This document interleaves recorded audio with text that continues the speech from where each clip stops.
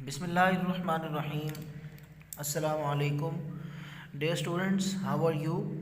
Hope so you will be fine. आज हम अपना 8th class pre 9th actually lesson number 31 start करेंगे। Chapter number 2 real and complex numbers. Last time exercise 2.4 हमने complete की थी, जिसमें हमने लॉ ऑफ एंडाइसिस को डिस्कस किया था, ठीक है। और उनके थ्रू हमने क्वेश्चन नंबर 1 एंड 2 एंड 3 जो है वो हमने अटैम्प्ट किया था। आज हम अपनी न्यू एक्सरसाइज स्टार्ट करेंगे। Exercise 2.5 page number 49। Question number 1 है evaluate iota power 7। Now what is iota? अब आयोटा क्या है? मैंने आपको बताया था, हमने कम्बिनेशन ऑफ नंबर्स पढ़ा है। चैप्टर का नेम है real and complex numbers. Real and complex numbers. So start करते हैं इसका इंट्रोडक्शन कि अब ये आयोटा क्या होता है। हमने रियल नंबर्स को तो डिस्कस कर लिए हैं, रियल नंबर वो थे जो हमने डिस्कस कर लिए हैं। स्टार्ट करते हैं इसका कंप्लीट डिस्कशन।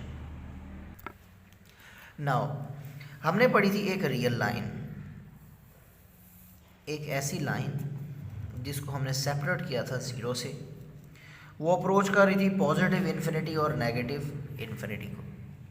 इसको बोलते हैं एक्चुअली हम रियल नंबर्स की जो लाइन होती है उसको कैप इस आर से शो करते हैं, ठीक है।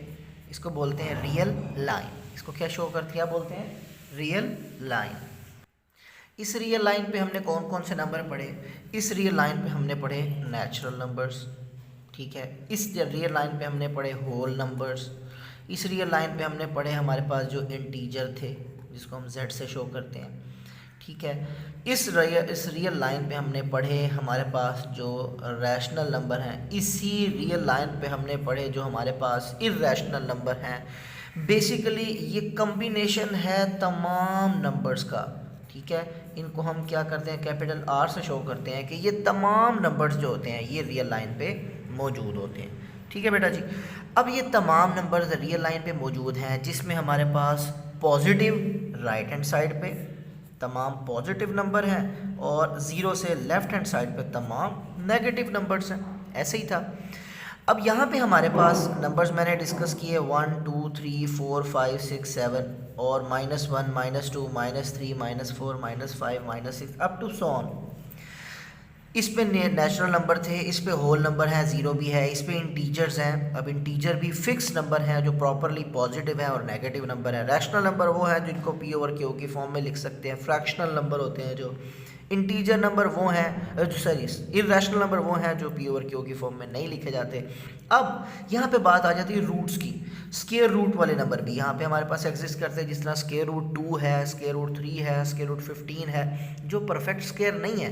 परफेक्ट स्क्वायर अगर फॉर एग्जांपल मैं बात करूँ, परफेक्ट स्क्वायर अगर 16 है तो उसका आंसर आएगा 4 का स्क्वायर। ये स्क्वायर स्क्वायर रूट से कैंसिल हो जाएगा, आंसर आपका 4 हो जाएगा। तो 0 1 2 3 4, तो 4 रियल लाइन पे एग्जिस्ट कर रहा है। इट मीन्स यहाँ पे 4 है तो यही वैल्यू जो है वो √16 की भी होगी। ऐसे ही है, ये तमाम नंबर्स जो है वो हमारे पास रियल लाइन पे मौजूद हैं। अब नेगेटिव नंबर्स की बात करें, -16 है तो -4 का स्क्वायर वो -4 आ जाएगा।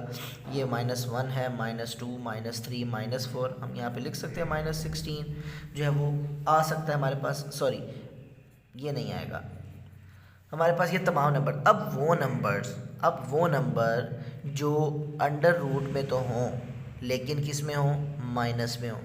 अगर ये वाला नंबर देखें तो ये क्या बनेगा, ये एक्चुअली यूँ बनेगा, -16 है तो ये एक्चुअली -16 रूट में नहीं आएगा, ये -4 का स्क्वायर बनेगा। ये क्या बनेगा, -4 का स्क्वायर। ये स्क्वायर स्क्वायर रूट से तब कैंसिल होगा, पहले इसको सिंप्लीफाई करेंगे। ये क्या बनेगा, -4 का स्क्वायर 16 आ जाएगा, ठीक है। 16 का स्क्वायर रूट अगेन हमारे पास या तो 4 का स्क्वायर बन जाएगा, ये कैंसिल होकर हमारे पास नंबर 4 आ जाएगा।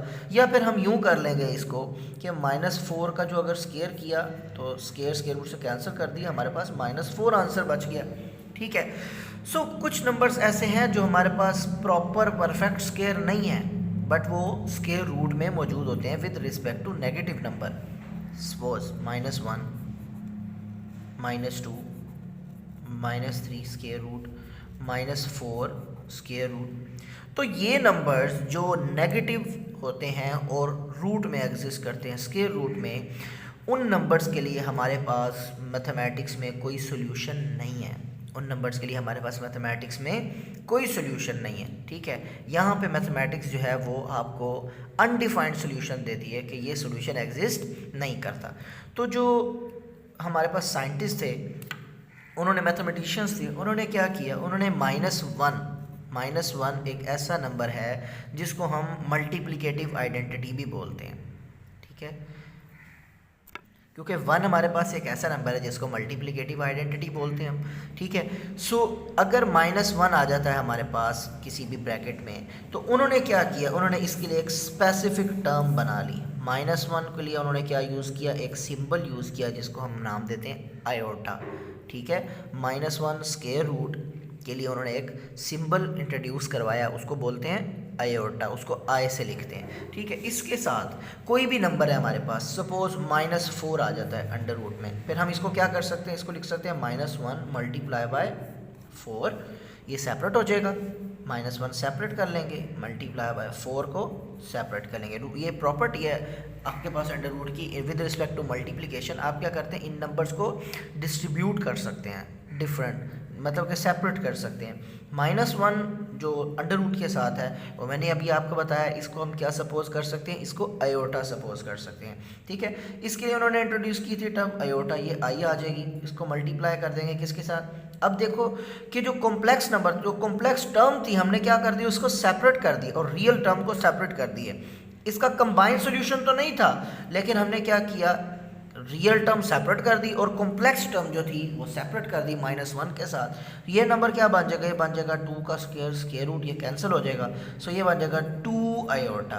क्या टर्म बन जाएगी, 2 आयोटा। इसमें ये वाला जो पोर्शन होगा इसको बोलेंगे रियल पार्ट है, और जो ये वाला पोर्शन होगा हमारे पास आयोटा वाला, इसको हम बोलेंगे इमेजिनरी पार्ट। इसको क्या बोलेंगे, इमेजिनरी पार्ट। क्लियर है बेटा। सो किसी भी टर्म में जब हमारे पास आयोटा आ जाता है तो उसको हम कॉम्प्लेक्स टर्म बोलते हैं। कंप्लीट वो क्या होती है, कॉम्प्लेक्स टर्म होती है जिसमें 2 पार्ट होते हैं, एक इमेजिनरी पार्ट होता है और एक रियल पार्ट होता है, ठीक है बेटा। सो जब आयोटा इंट्रोड्यूस किया गया, आयोटा की वैल्यू क्या आई हमारे पास, -1 अंडर रूट। अब अंडर रूट को ख़त्म करने के लिए हम बोथ साइड पे अगर स्क्वायर अप्लाई कर दें, अगर हम स्क्वायर बोथ साइड पे अप्लाई कर दें, ये क्या बन जाएगा, ये बन जाएगा iota square is equal to, ये बनेगा -1 का स्क्वायर, स्क्वायर रूट से कैंसिल हो जाएगा। सो आयोटा स्क्वायर जो है वो हमारे पास क्या आ जाएगा, -1, ठीक है। अब एक आयोटा था और एक आयोटा स्क्वायर। आयोटा की मदद से ही हमने क्या बनाया था, आयोटा स्क्वायर बनाया था। वो क्यों बनाया कि हमारे पास आयोटा भी अब डिफरेंट पार्ट्स की सेम में आ सकता है। अब लाजमी तो नहीं कि हर जगह वो आयोटा ही यूज़ होगा, ठीक है, वो आयोटा की डिफरेंट पावर भी तो बन सकता है। अब हमारे पास आयोटा स्क्वायर जो है वो इंट्रोड्यूस करवाया गया इस आयोटा की मदद से।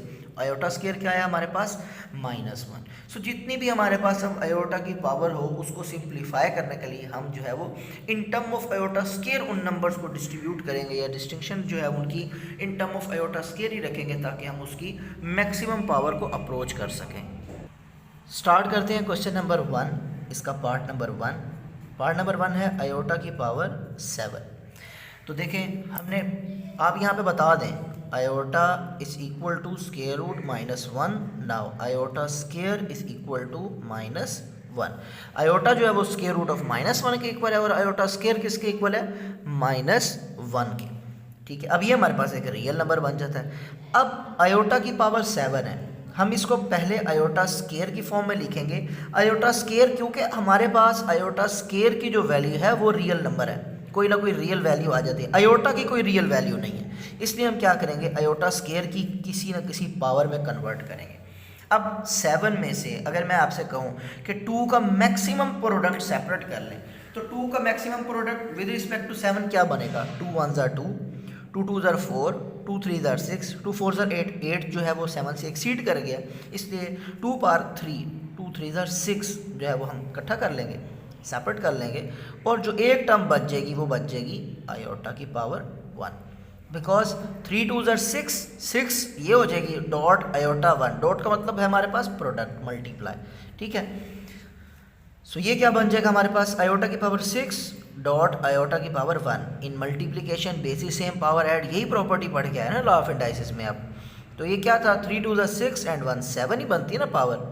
सो मैंने इन दोनों को सेपरेट कर लिया। आयोटा की पावर 2 हमने अभी सजेस्ट किया था, अभी हमने लिखा भी है, प्रूव भी किया है। आयोटा स्क्वायर हमारे पास क्या होता है, -1 की पावर 3 डॉट आयोटा। अब -1 की पावर जो 3 है, हम इसको क्या लिख सकते हैं, -1 की पावर जब इवन आएगी, ये एक्चुअली क्या है, ये क्यों है -1 multiply -1 multiply -1। So minus minus plus हो जाएगा, ये +1 आ जाएगा, मल्टीप्लाई -1 प्लस माइनस -1 1 ज़र 1। सो टोटल सोल्यूशन क्या आएगा, 1 की पावर -1 की पावर 3 का जो सोल्यूशन बनेगा वो यही बनेगा ना, -1 की पावर 3 इज इक्वल टू -1। सो एक बात याद रखें, -1 की पावर अगर इवन होगी, इवन नंबर होगा यहाँ पे, तो ये -1 पॉजिटिव हो जाएगा। अगर तो ये ऑड नंबर है तो ये -1 एज इट इज़ -1 ही रहेगा। सो ये -1 डॉट आयोटा आपस में अगर ये मल्टीप्लाई हो जाए तो ये टर्म हमारे पास क्या बनेगी, माइनस आयोटा। सो हमने क्या कर लिया, आयोटा पावर 7 को मिनिमाइज कर लिया, इसकी पावर को सिंप्लीफाई कर लिया, रिड्यूस कर लिया, ठीक है। एक्चुअली यही इवेल्युएशन थी इसकी कि हमने जो मैक्सिमम पावर होगी उसको with respect to part 2 whole power something के विद हमने क्या करना है, 2 की पावर प्रोडक्ट फॉर्म में भी अगर लिखनी पड़े तो हम लिख लेंगे। 2 पावर जो है वो हमारे पास क्या बनेगी 6। अगर 50 की बात करूँ, आयोटा 50 है, आयोटा 70 है, आयोटा 12 है, आयोटा 27 है, ठीक है। सो आयोटा 5 है, आयोटा 8 है। तो क्या करेंगे विद रिस्पेक्ट टू 2 पावर, अगर 50 है तो 2 पावर 25 ले लेंगे, आयोटा 2 की पावर 25, फर्दर तो कुछ नहीं बचा। अगर आयोटा 12 होता सो मैं 2 की पावर 6 ले लेता। यहाँ पे 2 ही आना है, इससे ज़्यादा नंबर यहाँ अंदर नहीं लिख सकते। वाई, बिकॉज ऑफ हमने अभी सजेस्ट किया था, अभी हमने चेक भी किया कि आयोटा स्केयर की वैल्यू -1 होती है, आयोटा की power 4, iota power 5, iota power 6, iota power 3 कुछ भी नहीं होता हमारे पास। हमारे पास आयोटा स्केयर की वैल्यू है -1। सो जहाँ जहाँ आयोटा स्केयर होगा वहाँ -1 पुट करेंगे और फिर उसकी होल पार लेंगे। आपका क्वेश्चन नंबर 1 जो है ये आपका होमवर्क है कंप्लीट। जज़ाकल्लाह, अस्सलाम वालेकुम।